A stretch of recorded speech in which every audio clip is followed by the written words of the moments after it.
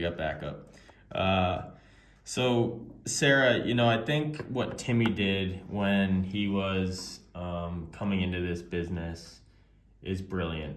I also think that, I don't know, maybe I'm wrong, but your love for kids, your love for, like your whole Instagram was dedicated to like these quirky little ways to learn. Um, I see this in your future. When I think about how Timmy writes books, it is what your Instagram has been. It's quirky ways of learning with humor involved. So I see a connection there. One of the things I admire, about how Timmy processed it was he got in front of as many kids as possible, and he didn't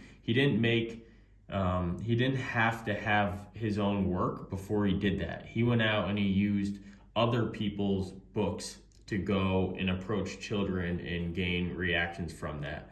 And I think that's brilliant, because we all find a way in our minds to prevent us from moving forward. And the reality is you need user feedback rapidly. Another thing I would consider is if you're considering this to be a lifelong hobby, which it seems like you are, almost like a business, even though it doesn't provide income, there's a lot of, or it could provide income. There's a lot that goes into this. And so, consider like a formal product development process, something that speaks to you. I know for me, I've been reading two books. One is The Mom Test, and the other book is a book by Steve Blank, The 4 Steps of the Epiphany. And in that book, it's telling me get as much user research done as possible first. Another thing is, which you're probably aware of, but study the books you read as a kid, what you enjoyed as a kid, and maybe start reading those, even if it is, not directly correlated. It'll give you more ideas. Don't do what I did, meaning and most authors do, which is forget about marketing. I went into it like, I want this book for my future child. I know I'll produce more books. I'm okay that I did that. There were, a few dozen people that received my children's book.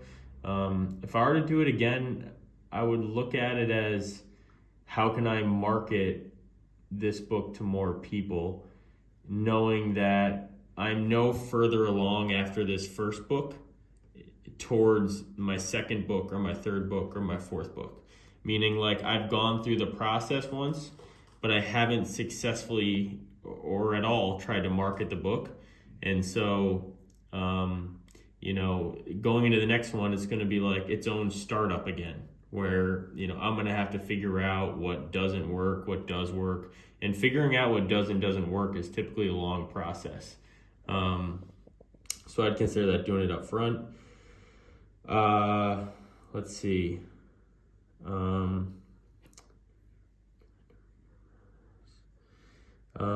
I also think you should lean on advice. Sometimes something I run into is I think that I'm smarter than the people who are giving me advice.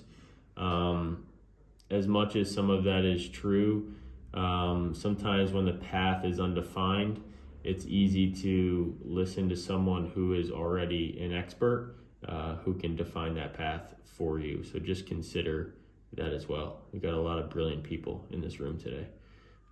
Sabrina.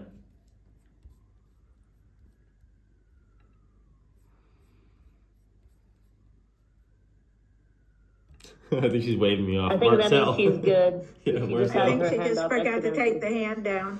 Marcel. Yeah, I'm sorry. I thought I don't know. I'm technically challenged sometimes. I'll take my hand down. Marcel.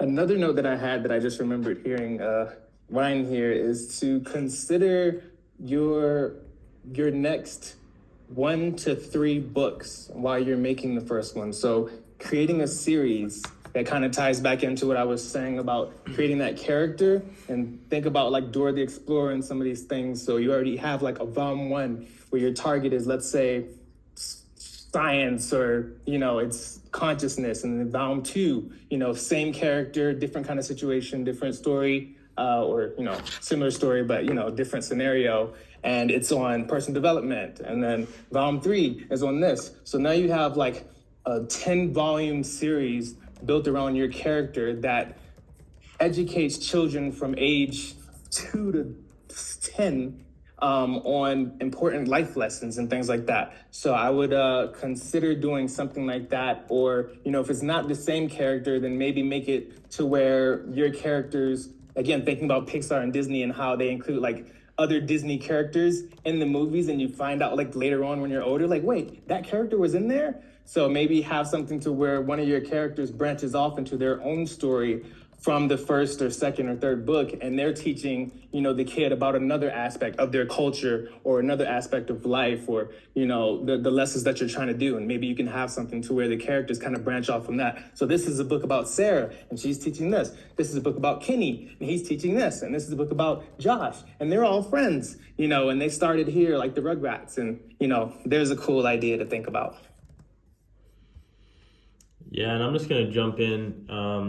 When I listen to Rich Dad, Poor Dad authors, I guess it's not a kid's book, but there was operational value to creating a series. So if you Google that story,